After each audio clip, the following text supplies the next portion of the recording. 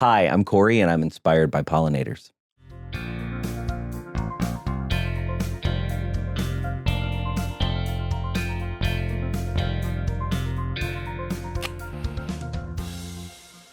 All right, and welcome to the Lantern Podcast out of Good Cause Productions at the University of Wisconsin Green Bay. I'm your host, Ryan Martin, and this is a show about personal and professional discovery, resilience, and transformation. And I have got another amazing guest for you today. He is the lead producer of the worldwide webcast for New Year's Eve in Times Square and has been for the last 11 years. He is also the co-founder of Cheesehead TV, where he produces all sorts of content for Green Bay Packers enthusiasts. Please welcome Corey Behnke. What doesn't inspire you? What about pollination doesn't inspire you? No, I am inspired by it. I'm wondering how it inspires you. It's just the thing that I'm probably thinking about the most every day. Okay. How can I support them? How can I take care of them? How can we make them? How can we find ways to increase their numbers in our lives? All right. And so what are you doing to do that? I know you've been working on all sorts of gardening stuff. Yeah, I have a garden in across the street from Lambeau Field. Yep. And I have a 20 by 30 pollinator garden. It's just fascinating. The botanical garden in Green Bay are doing a lot of pollinator strips. Okay. I just read a whole book on beneficial insects, and I learned about beetle bunkers and insectiary strips. Okay. And I find it fascinating that we drive down a highway, but we don't have like native plants in the middle where it's like, why don't we do things that are simple? Yeah. Have you ever seen that TED Talk? There's a guy who does a TED Talk about, I think it's called guerrilla gardening. Yeah. Where hey, do you know what I'm talking about? I have seen that. And it's interesting because that led me to learning about the clay seeds. So the clay balls. Okay. Where you make them and you do guerrilla gardening where you throw the clay balls and then they have the seeds inside them. And then over time, because you have like the cold stratification and spring comes and then you'll get like pollination plants, right? You'll get native plants. And that led me to kind of what led me into gardening, which is like the later half of my life now. It's literally possessed my life. Wow. Okay. So you thought I was going to be inspired by streaming, but streaming is so old now. Yeah. It's like, 2006 is so long ago. Well, we're going to talk about that too, I hope. But I am really curious. I want to keep going down this road. Like, when did gardening become the thing that, it sounds like there are a couple different things, but when did gardening become the thing that really like grabbed your passion? Probably 2020. We bought our house across the street from Lambeau Field, but we were commuting from New York because I was living in New York City. Okay. I will be honest. I think a lot of people feel like, I think it's very hard to live in New York. I lived in New York City for 23 years. I think it's very hard to live in an apartment and grow plants in any kind of meaningful way. And people that do it are heroes. It's just very difficult. And so we tried, and I killed a lot of plants. So I was always kind of into plants, but I never really had the land to do it. Okay. And then I kind of got the bug in 2020, and now I'm like a little crazy about it. Okay. So you went all in on learning how. Did you have any like formal knowledge before that or no? No. My grandfather was a big gardener, and my great uncle, but they were doing, World War II plots, right? Okay. Which is kind of the way that we've experienced gardening. Okay. Guerrilla gardening got me into the One Straw Revolution, which is like amazing book. And that set me off. Okay. It was like, that was like kind of the inspiration to just kind of change my life. Okay. So so we're going to have to back way up because there's a whole bunch of stuff I want to know about the journey and the trajectory here, right? And so like starting with, this is all based on my memory. So like you studied theater at one point, correct? Yeah. I thought I was going to be an actor from when I was 6 years old until I was 25. I was hardcore into theater, acting, classical training. I went to North Carolina School of the Arts. The University of North Carolina, Gotcha. Which is the first state-supported art school. Okay. And kind of considered the Juilliard of the South. So I went there for my high school year and my college year, moved to New York, like most theater kids do, to start my career. Got my agent, got my union card by the time I was 19, was in a bunch of off-Broadway shows at the Public Theater, at Manhattan Theater Club, and started traveling. And then when I was 25 years old, I was a PA. So, you got to do things to most people. Like, I didn't want to, I served people at restaurants, but not in New York. And I tried cooking, but not in New York. I really temped. So I was temping and making $20 an hour temping in 1998. And that was cool because it was flexible. But then I started PAing. Okay. And I was a production assistant. Friends of mine were doing it. And like, it would be anything from like going into a Fifth Avenue fashion store overnight and changing it to the Christmas decorations and like being the Christmas decoration crew, making like, $30 an hour or whatever. And then I got a job being a production assistant on New Year's Eve in Times Square in 2002. And I remember the moment vividly. I walked into a broadcast television truck for New Year's Eve, and I had never been in one. I'd seen them on TV. And I was just like, I just felt at home. I was just like, and it was funny because I remember it wasn't about 6 months later, I basically quit acting and I was like, I'm going to pursue this full time and try to be a broadcaster. And then that really, it was right around the time, 2004 to 2006 streaming, I think Mark Cuban like bought or sold his company like early 2000s, which was kind of broadcast.com, which is the first kind of like streaming, live streaming. And then I just got heavy into live streaming as a freelancer. Okay. Worked at livestream.com as the head of production, got a job there.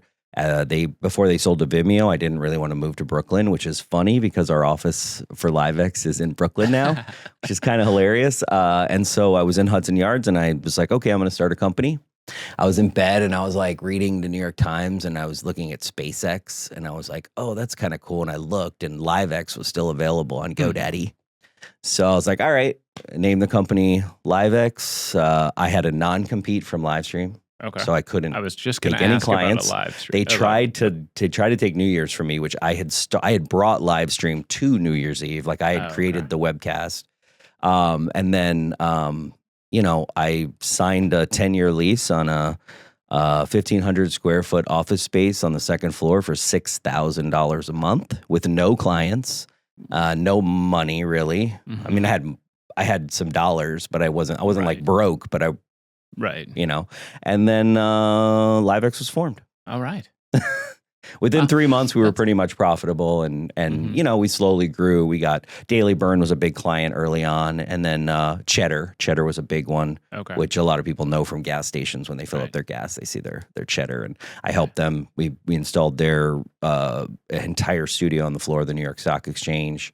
Installed multiple fashion studios for Daily Burn, and that's kind of the growth of the company. Right. So I want to.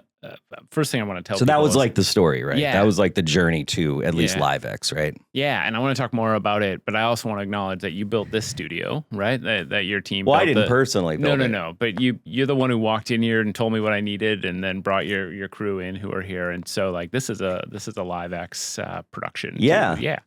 Which is awesome. So thank you. Oh, thank you. Yeah. So okay, so this is the psychologist in me. I'm wondering, I want to go back to the moment when you walked into the van, the production van. What was it, do you think, if you had to pinpoint like sort of what made you feel at home? What do you think it was? I think it's the mix of tech and live.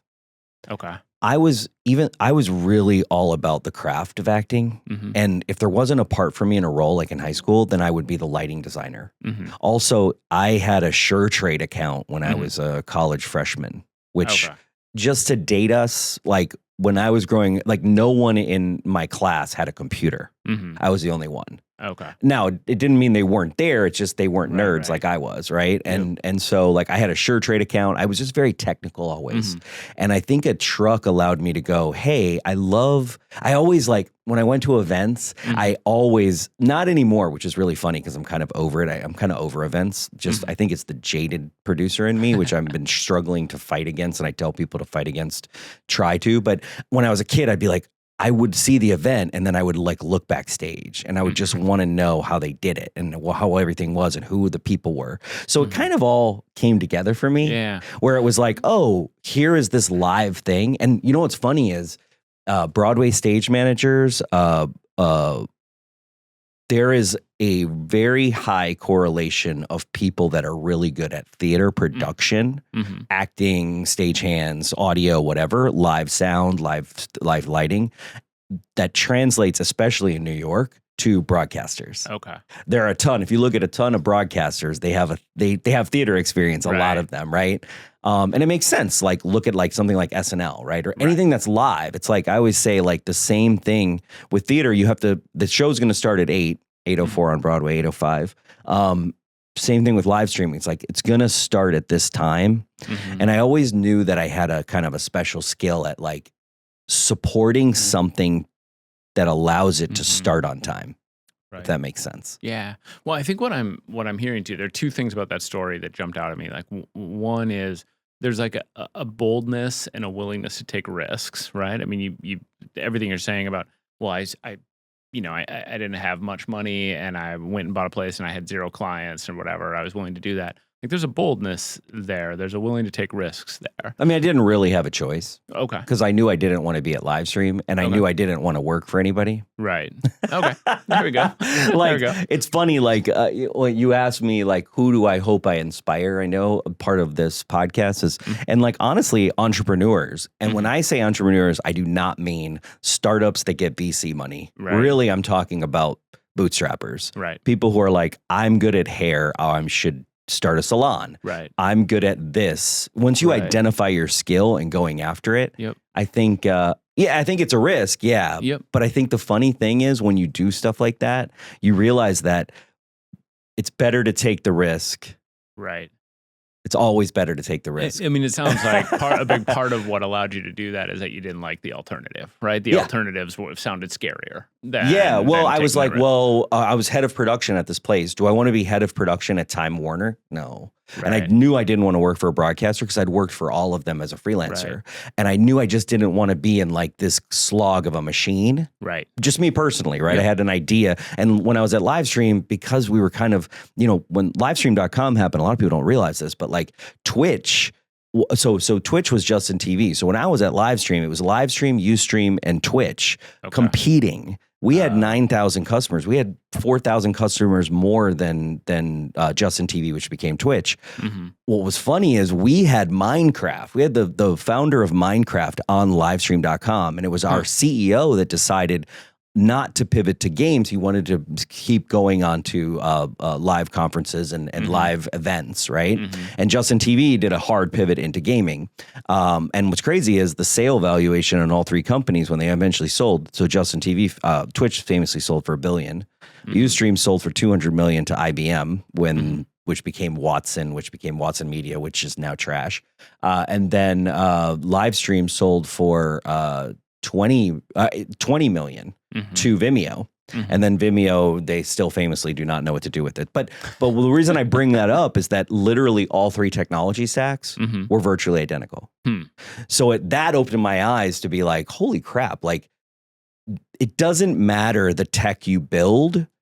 All you have to do is one little thing and it's new all of a sudden. Right. Like we had made this product called Livestream called TwitCam. And with TwitCam, and this is 2014, 12, we had like 4 million users from Brazil on it. And all it did was it allowed you to live stream to Twitter before you could, because Twitter didn't have it. Right. And so we had this whole product that we didn't know how to monetize. We didn't. And I was just laughing because then Periscope came out. I don't know if you remember the whole Periscope craze. I do not know. Ryan, do you not know anything about live streaming? I don't know anything very clear at all. Right now. That's why you're here, man. Explain it to me. So then Periscope came out, and I remember arguing with this New York Times reporter, and I was like, Periscope is the same as TwitCam. And they were like, it doesn't matter. Right. The world markets how the world markets. And it doesn't matter if the technology is the same or not, right? Which that was very eye-opening to me at like in my 30s. Yeah. So I think the other thing about your like journey that's jumping out at me is like the way in which you had these skills that you developed for a specific thing, like acting, that you were able to translate into all these other things, right? And so when you talk about like, what you loved is the combination of technology and live, right? You'd been trained for live performance, right? That's what you were doing. And so taking these skills and being able to attribute them to something different. Well, it's funny. I think for me, I've always been fueled by passion. I see all these TikToks now. I go down the rabbit hole as we all do on TikTok, and all these like rich people telling you don't go for passion and don't go for this. And they're totally right. Like in my 20s, instead of making $40,000 a year or less a year temping, had I like made a little bit more money and saved it, I'd have a lot more money right now. But I wouldn't have my passion and everything that I am about. For me, everything was driven. Everything that drives me was fueled by how I was passionate about something. And even live streaming, it's funny, like I was very passionate about live streaming for a very long time, and I still am. I'm more passionate about other things. Right. Well, and that's what I was thinking about so there's two other things I know you're heavily involved in, right? One is Cheesehead TV, and then the other is gardening. Right? Yeah. Which, so let's talk about Cheesehead TV a little bit. Yeah. Describe for people what it is. Yeah. And then and let's talk about how that happened. Yeah. So in 2006, a buddy of mine that I went to school with, he went to School of the Arts as well, and he was 2 classes below me. His name's Aaron Nagler, and him and I he was from Appleton, and I was born in Green Bay, but I never really lived here, but I was we're both huge Packer fans, and he does the seniors get to watch the freshmen do their monologues. Right. So his freshman year, he does his monologue, and I'm like a junior, so I think my shit doesn't stink. You know what I'm saying? I don't know if we can curse on here, but I already did, so it's too late. I know how you feel about the studies on cursing, which I appreciate. Yeah, I appreciate your knowledge about those things. My take that on really swearing. helps me. Yeah. It has a lot of depth. So he goes, "Hi, I'm Aaron. I'm from Appleton," and I went, "Go Pack!" like from the back of the room, and like. Basically, he hated me and I hated him for a little while, and then it's the start of every good friendship. It really is. Yeah. It's really kind of funny. And so then we became friends. He's one of the few people that saw my grandfather in Wisconsin because his mother. Long story short, we graduate. We're in New York. We have this phone conversation. This is 2007. We have a phone conversation talking about the Packers, and I was like, we should turn this into a podcast. Okay, this is 2007. Yeah. That's early. Yeah, so we're how many years is that from now? I really can't do 18. math. Yeah, 18. So we're in year 18. We're about to do we just did a podcast with Brian Gutekunst, the general manager of the Green Bay Packers, for the second year. Wow. We've interviewed Roger Goodell on our podcast as he was walking to the draft, like one year. I think that was like 2009. We're for our 300th episode, which is coming up. 300 episodes. So 18 years, 300 episodes. So we started the largest Green Bay Packer fan website in the world. That's amazing. The podcast isn't the number one. I think there's other ones, but we are probably the most well-known Green Bay Packer fan site. Yeah, because you've got a bunch of shows. We have podcasts. We do a watch party now that's seen by I think usually we'll get about like 3,000 to 4,000 concurrents on any game. So it's literally him and I just watching games for 3 hours, which I thought, which is funny. And this is kind of I think I've talked to you about this before, but I didn't want to do them because I was like, oh man, I like watching games with my friends. Right. And Aaron's my friend, but it's like I didn't just watch a game with him. And I went to some meetups that we had, and I just always thought the whole watch party thing was dumb. I'm like, who wants to watch this idiot watch a game? Yeah. Like, what is the point? Right? And then I have had a couple people come up to me. Many different versions of this story where it's like, I used to watch games with my brother and he died last year. And when I watch it with you guys, it kind of feels like I'm with him, which is like, you start to understand the power. And honestly, you start to understand what a fan site is and what it's all about. And like there are people that have the same passion for the Packers as I do, right? Yep. And that led me to indirectly, I was able to fulfill a lifelong dream and buy a house across the street from Lambeau Field, where I live. That's incredible, and that feeling's very real. Like of missing people that you used to watch games with and wanting that like connection. Like I'm convinced that a lot of people do really bond and have meaningful relationships over sports. 100%. And being able to help people form those is actually like really important. Like it's not just fun, it's a service. Yeah, right? well, I remember in 2010 we were going to the playoffs, and I remember we got this email, and it was like I just vividly remember this one, and we did a playoff podcast, and the kid was like, it was me, my dad, and my brother, and we were driving from Milwaukee to Green Bay listening to your podcast, and I just want to thank you because you guys like brought us together.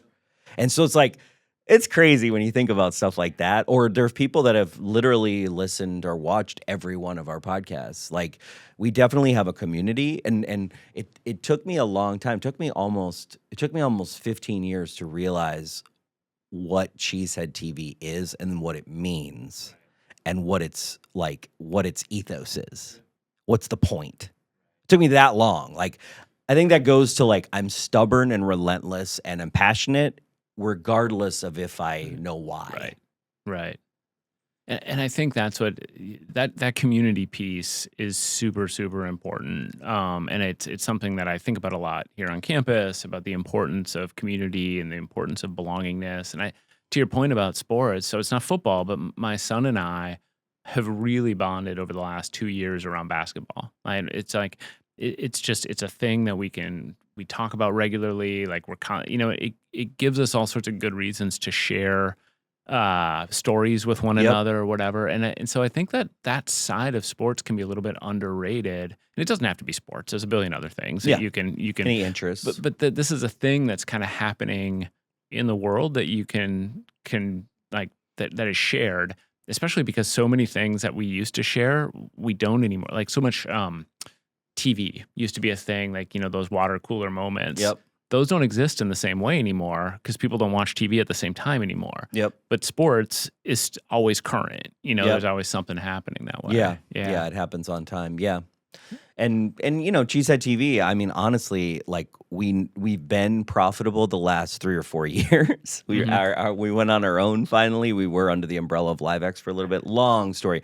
What's cool about Aaron is he parlayed it to actually be a beat reporter for the Green Bay Press Gazette, which is incredible if you think about it. Yeah, like, he's one of the first kind of we've done a bunch of firsts with that site, which I'm very proud of. Like, we were the first independent blog site ever credentialed by the NFL for a Super Bowl. Just incredible firsts and moments, and the really cool thing about making content for people and having a community, I think, are all the indirect benefits. So, like, indirectly, I have my house. Yes. Did I use my own money? Yes. Did I have all the, did I take advantage of opportunities? But the opportunity wouldn't have come unless a series of people that I met through Cheesehead TV and whatever coalesced into the right moment. You know what I mean? Like, the indirect value of that has been really enormous. It's almost immeasurable. That's cool. Yeah.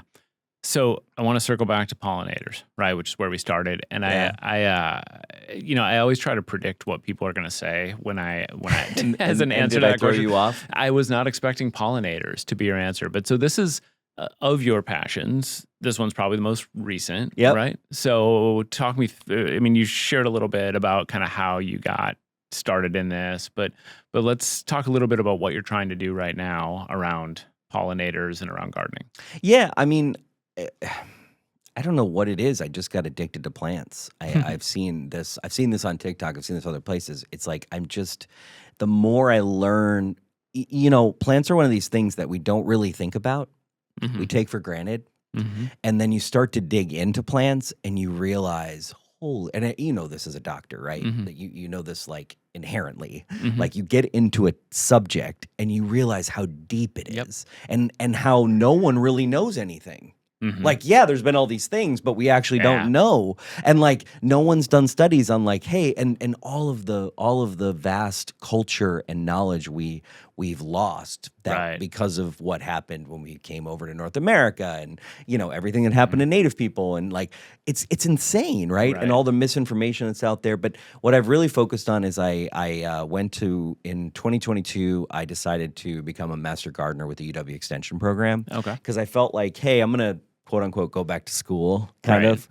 I want to actually go back potentially for horticulture, but I did that program, which is all virtual, and really that's a racketeering program for volunteerism, which is kind of incredible. Like, the whole point of getting certified is you have to volunteer. But then I started working on, I was like, what do I want to do? So about 2 years ago, I had my vegetable garden. It was getting bigger and bigger. I started planting in the ground because I'd use raised beds because there's a lot of rabbits on Shadow Lane. Rabbits own Shadow Lane. It's kind of like Watership Down, it's a little bit like that. And so I decided, you know what? 3 years ago, I was like, I'm going to do a pollinator garden. So I did a 20 by 30 pollinator garden. And then I started going, I want to throw some science into this, which is fun because I'm like, I want to support Lepidopter species. So then I started getting into butterflies, and I was like, okay, what do I need? What are the plants? Oh, they're hotels and they're restaurants for plants. And I just started like, I don't know, I just kind of applied my own thing. And then you read studies and you're like, Yep. asthma rates, allergies, and there's some science behind some of it, but there's not, because we haven't done enough research. Right, of course. But like, you could make a valid argument that as we're losing, it's a thing about native bees, right? People think about bees and they think about honeybees. This is the first thing, right? I have this whole poster that's like native bees in North America, and there's like thousands of different bees, and the honeybee is one species. And honestly, the honeybee is an immigrant, right? It's a workhorse species, but we've managed to kill so many of the native bees, or like carpenter bees. Like, people think carpenter bees are bad because, like, oh, they're drilling wood into my house. It's like, no, they're dropping their eggs and they're putting their young in there, but they don't want anything to do with your house. Like, it's going to be okay. Don't kill them. And like, how much we've used pesticide even in the last, like since the 60s and 70s, when supposedly we cleaned up our water and started thinking about it. And forever chemicals, like, now you're just like, it's crazy. It's like when you really get into composting, and then you're like, wow, I could add something to my compost that could take out everything that I'm trying to do and kill all life as we know it. And like, you just start going down this stuff. And like, I have worms in my basement. I do vermiculture. Okay. So, I mean, I'm pretty hardcore. Yeah, it sounds like it. Yeah. I get that. So when I was in college, I don't know if I ever told you this, but my summer job when I was in college, or one of my jobs, was that I worked out at an apple orchard. Oh, nice. And I was sort of, and this was in Minnesota, where at the University of Minnesota, they create lots of apples. Stuff. And like, cherries. I have a dwarf North Star cherry that was created by the University of Minnesota. Nice. I don't think I knew that. I think it's like in 1960s. And what's interesting about that, not to go off tangent, but that and the Montmorency cherry are the two highest volume cherries that Door County makes. Door County grows. Yeah. Well, but it's to that point, like it's so easy to go on a deep dive of all that stuff, to become a little bit obsessed with it. I mean, even just apples. Yeah. Like, you can go down apples and you can spend decades just on apples and still really not get to the bottom of apples. Yeah. No, it's very true. Hey, I wanna ask our 3 questions. Are you ready? Yeah. Anything else? Anything we've missed that we should have talked about? No. All right. All right. So we ask these questions of every guest. Question number 1: who do you hope you're inspiring? I hope I inspire people that are thinking about being an entrepreneur or going on their own. That's always that's always my target audience, is people who they want to do something that either nobody's done or nobody's doing, or they see a gap somewhere that they can fill. And this has been, and you know what? This has been a theme on this show. I've heard we've talked about entrepreneurship with a couple of guests. And part of it's just that I think I'm having a lot of entrepreneurs on the show, but it's also, I think part of why that's happening, though, is because this region of Wisconsin has a great entrepreneurial spirit. Yep. There's a lot of things that have been started here and formed here. I would love to know, speaking of going on deep dives, I'd love to know more about like where that culture comes from and why. But it sure seems like there's frankly, the Packers are part of it, there's that spirit. So, I mean, I never really grew up here, so I don't know that. I mean, I live so many different places, but I mean, I definitely, I just think that if you look at 100 humans, there's usually like 2 or 3 true entrepreneur spirit people. Yeah. And so what is that, right? Is it learned? What is it? And so I think a lot of people don't do stuff because they either don't think they have enough money, which you do not necessarily need, or they are just afraid. They're scared. Yeah. I mean, that's why I was wondering, earlier when we were talking about it, and we're talking about the boldness of some of the decisions you made. Part of it is like, it was scary to do that, but it was also scary not to, you know? And I think that's part of how people overcome some of that fear, is to think about what the consequences of not doing it are. And I think you have to have enough experience to have the fear of not doing the other thing. So I was in my 30s when all that happened. So I do think, and that's another thing I wanted to bring up that I think is really fascinating, is that there have been multiple studies that show that the most successful entrepreneurs in the world ever, all time, the most successful age is 50 years old. Huh. And I love that, because That's next year for me, just so you know. Yeah, So I'm it's gonna like 2 years for me. So I'm like, okay, well, what Yeah. company am I creating in 2 years that's Yeah. gonna dwarf everything We else I should do this created? together, Okay, whatever it is. let's do it. The Angry Gardener. The Angry Gardener. I like it. I like it. I This can is rant. perfect. I Oh, mean, I know you can. Yeah. that's kind of my thing on Cheesehead TV is to be Nice. the idiot fan. This is I mean, I perfect. am the idiot fan, so it works Yeah. out. You know what I mean? But Yeah. This is perfect. I like this plan. All right. What's a book, movie, or song that changed your life and that you would like to share with others? I think One Straw Revolution Okay. is definitely. It was written in 1975 by a Japanese farmer who was a scientist and then went through World War II. His family lost some of their farm, and he basically kind of single-handedly started what we now know as no-till natural farming. Really incredible story. I've read the book a couple times, and that, again, it started from like learning about the clay balls. He was the one that reintroduced the idea of like guerrilla gardening and clay balls and making the clay balls that will then grow into things, which was a native thing. Like he didn't invent it, but he kind of brought it back and researched it. And that started a movement that you kind of see now, no-till gardening and some of the regenerative farming practices and agriculture and stuff that you see. Very good. Say the title again for me. It's called The One Straw Revolution. One Straw Revolution. Very cool. Very good. All right. Question number 3. What's a piece of advice you'd offer someone who hasn't yet found their way? You have to just, it doesn't happen when you think it's going to happen. Like the one thing that I've always learned is consistency is more important than talent. Mm-hmm. And being ready. Mm-hmm. Like, I don't know how to explain this, but it's like you have to be ready. And what I mean about that is like it might not happen in your 20s, it might not happen in your 30s. The more you can just keep going. I think a lot of people think if it doesn't happen for me, it's never going to happen. I thought this for decades, right? Right. And then one day you kind of look back and you're like, oh, I took these risks and I was consistently there, right? I showed up. Like, that's the thing. It's like you want to just show up. Like, stop worrying about it happening because, like, people just don't realize, like, half of the, like, I've learned this about acting, right? It's like half of the reason that people become a successful actor has nothing to do with their talent. Yes, they're talented, but they kept at it. They were relentless, right? And that consistency and relentlessness actually pays off, and patience pays off more than all the other things.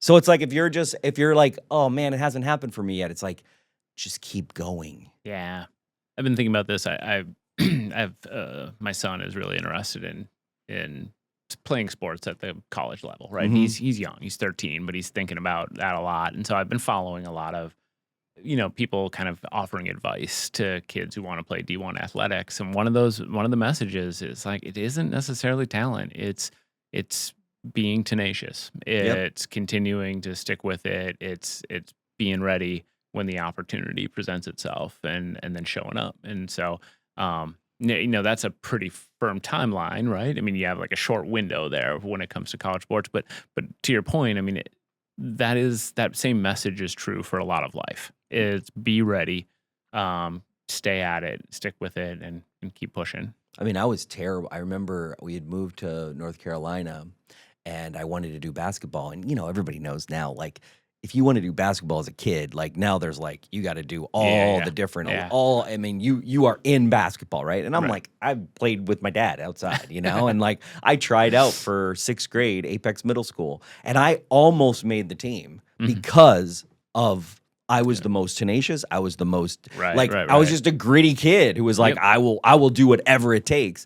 And honestly, that got me more noticed, and it was a learning experience because I was like, yeah, I didn't make the team, but I almost did. And all these other kids, they were like in summer programs and all this they had all this opportunity to play that I never really had. So if I just added a little experience, I knew I could have made it. And just knowing I could make it, the same thing happened. Like I made Blue Man. I was a Blue Man, and I got to perform off Broadway, and I got trained. I'm in their training program, and then I was let go, and it was one of the worst things that like I thought at the moment could ever happen to me. And it actually was one of the best things that ever happened. It was devastating because it was something where I knew that I learned I could do something I didn't think I could do. Right. And then it was ripped out from me for reasons that had nothing to do with my talent. And it was just a great exercise in learning that like talent really isn't the thing. You know, there's a few people in this world that are talented, and then the world kind of sweeps them up and takes them. And we have this fairy tale idea of that. And that's really not how it is for 99% of us. Where can people find out more about you? Obviously, Cheesehead TV is a place. Cheeseheadtv.com, livex.tv. We're doing some really cool work here in Green Bay. And yeah. And awesome. I have the socials. Hopefully, I'm going to be starting my gardening channel. I was just going to ask. In a month or so. Okay. So how am I going to, does it have a name or is that all a big surprise? Green Bay Gardener. Yeah, I'm pretty, when it comes to branding and naming, I'm a pretty like functional name type of person. Like, what is the thing? I like the name in the subject. That makes sense. The subject in the name. Cheesehead TV, Green Bay Gardener. Got it. LiveX. Yeah. Perfect. Outstanding. All right. Thank you so much for being here, man. This has been fantastic. And I learned, I've known you for a while, but I learned a lot about you too, which is also fun. So very cool. If you want to hear more stories of people finding their way, please join the Patreon. You'll get access to behind the scenes footage, special episodes, personal shout outs, and more. Plus, every dime we raise through the Patreon goes directly to student success initiatives here at UW Green Bay. You can follow us on socials. That's at UWGBcause, UWGBCAHSS, or follow me, Anger Professor. The Lantern is brought to you by Good Cause Productions at the University of Wisconsin, Green Bay. The executive producer is me, Ryan Martin, and the production manager is Rachel Sankey. The engineer for today's episode is Kayla Hafman, supported by a crew from LiveX. And that music you love so much was arranged by our very own Michelle McQuaid-Dewhurst. Special thanks also to our guest, Corey Behnke. If you haven't already, please make sure to rate, review, and subscribe to us on your favorite podcast platform. I'm your host, Ryan Martin. Keep being amazing.